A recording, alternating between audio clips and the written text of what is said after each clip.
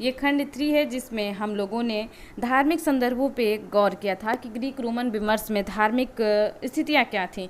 तो मौर्य सम्राट के बारे में हमने जाना है। इनके उपरांत बुद्ध के देवावशेषों को लेकर शक्तिशाली शासक मिनांडर शासन के काल में पुनः स्थापित करने का संदर्भ मिलता है, जो इस बात का द्योतक है कि हमारी भारतीय समृद्ध संस्कृति सभ्यता के उन्मेष काल से ही विद्यमान है और अपनी छाप पश्चिमी दृष्टिकोणों पर भी छोड़ा है।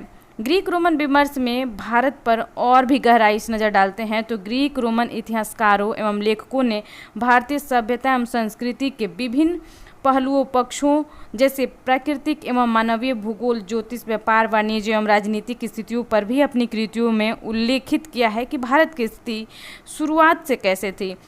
इसमें से कुछ ने अपना विवरण स्वयं लिखा है और कुछ ने अपने पूर्ववर्ती लेखकों की कृतियों के आधार पर लिखा है। अधिकांश ग्रीक रोमन लेखकों की कृतियों की मूल पाठ यानी कि जो किताब है वो उपलब्ध तो नहीं है, केवल वे उदाहरणों के रूप में परिवर्तित लेखकों के विवरणों में मिलते हैं।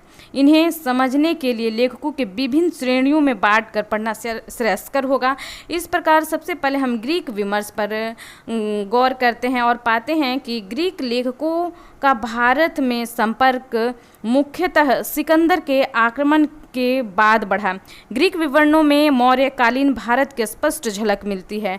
भारत के संदर्भ में अगर देखा जाए तो हेरोडोटस का नाम सर्वोत्तम रूप से पहले आता है। इन्होंने अपनी पुस्तक हिस्टोरिका में सिंधु नदी को निचली घाटी के क्षेत्र में इंडिया कहा है। इन्होंने जरक्सिन की सेना में सम्मिलित सूती वस्त्र एवं धनुष बाण से सुसज्जित भारतीयों का वर्णन किया है, जिनके बाणों की नोक लोहे से निर्मित थी। इसका भी उन्होंने वर्णन किया है।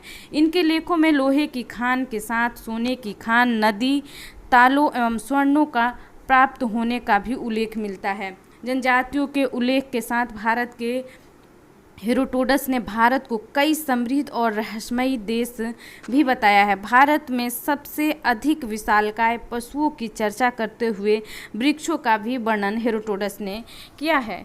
इसके बाद डेरियस का नाम आता है। इनके परसिपोलस और नक्शे रोस्तम अभिलेख में सिंधु नदी की निचली घाटी क्षेत्रों को हिंदू नाम से संबोधित किया गया है।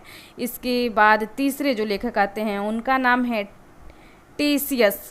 इन्होंने लिखा है कि भारत न्याय प्रिय एवं राजनिष्ठ होते थे।